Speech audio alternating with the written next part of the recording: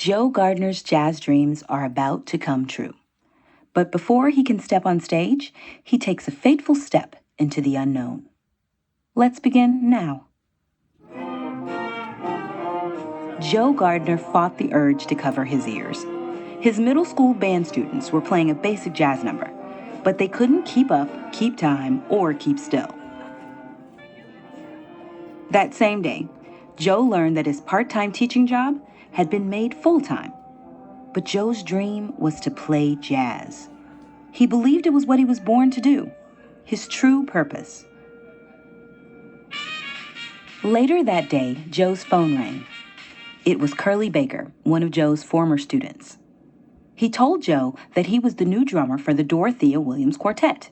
Wow, I would die a happy man if I could perform with Dorothea Williams. What Curly said next made Joe's heart beat faster. Well, this could be your lucky day. Joe hurried to the legendary jazz club, the Half Note, to audition with the quartet. When it was time for his solo, Joe closed his eyes, took a deep breath, and let the music flow.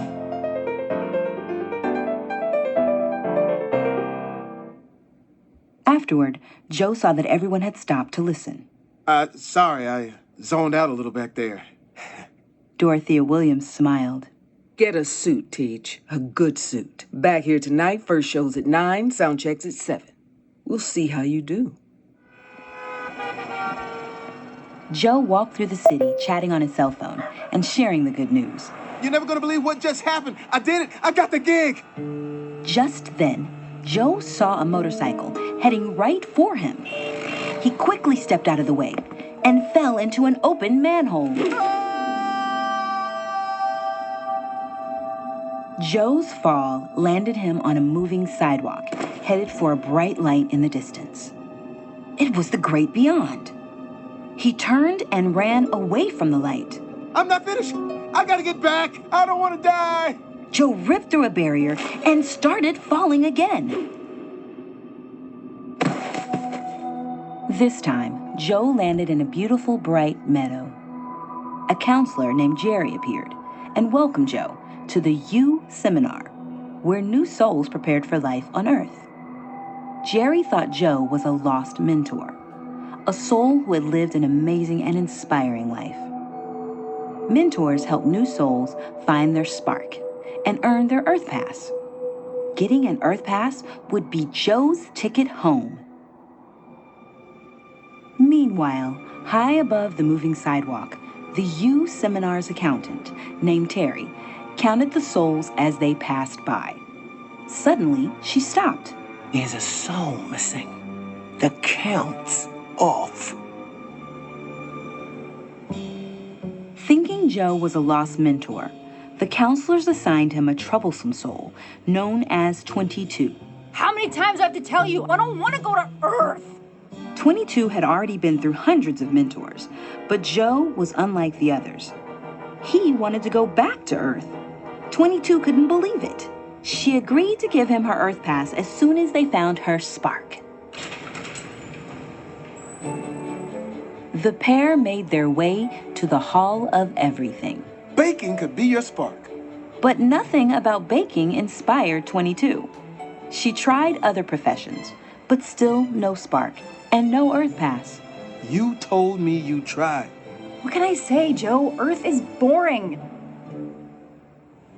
22 had another idea. She took Joe to the astral plane and introduced Joe to a crew of quirky characters, the Mystics, led by Moonwind.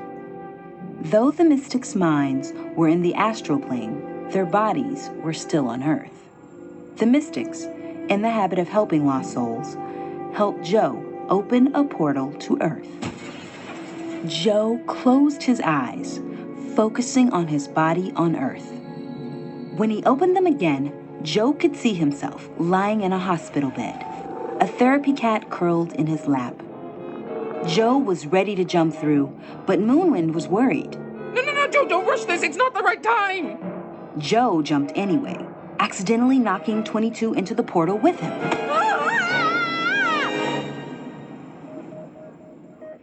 A moment later, Joe cautiously opened his eyes.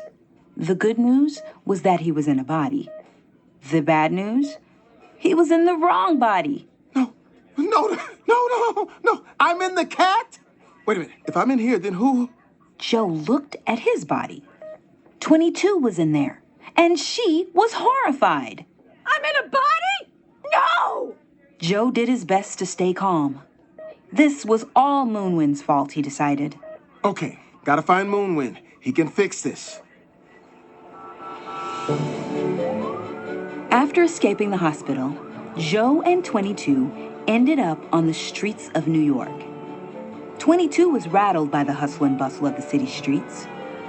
She sat Joe's body down and swore she'd never move again. Joe darted off, snagging a slice of pizza. 22 wolfed it down, and to her surprise, felt much better. The two soon found Moonwind at an intersection, spinning his sign.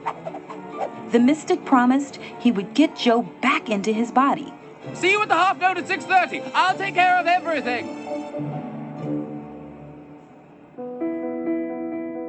Once they got to Joe's apartment, there was a knock on the door. It was Connie from Joe's music class. She told Joe that she wanted to quit the trombone. But when Connie played, it was clear she loved music. She just needed a little encouragement to stick with it. 22 was feeling something she'd never felt before. Inspired. I'll help you. But I want to try a few things while we're here. If Connie can find something she loves, maybe I can too. 22, dressed in Joe's trusty old brown suit, and, after a mishap with some electric hair clippers, hurried to visit Des at Buddy's barbershop. 22 liked sitting in the barber's chair. She soon had the whole room gossiping, laughing, and even philosophizing with her. No one had ever seen that side of Joe before. 22 was finally feeling comfortable in Joe's body when an unexpected gust of wind knocked Joe's hat off. As 22 bent over to grab it, Joe's pants ripped at the seam. There was only one place where they could get the pants fixed in a hurry: Joe's mom's tailor shop. Joe's mom, Libba, had heard about his upcoming performance with the Dorothea Williams Quartet. She was upset he was chasing an impossible goal. But for the first time, Joe was ready to tell his mom exactly what his dream meant to him. He leaned in and told 22 just what to say. Look, if I'm doing what I love, no matter how hard that is, I'll be fine. Libba listened and smiled. Then, instead of sewing up Joe's pants, she opened the closet and pulled out a surprise. That's my dad's suit. As Joe and 22 waited for Moonwind outside the half note, 22 watched a maple seed slowly spin to the ground. She admitted she was beginning to like being on Earth. Maybe she hadn't found her spark in the Hall of Everything because her spark was walking or skywatching. Joe disagreed. Those couldn't be her spark.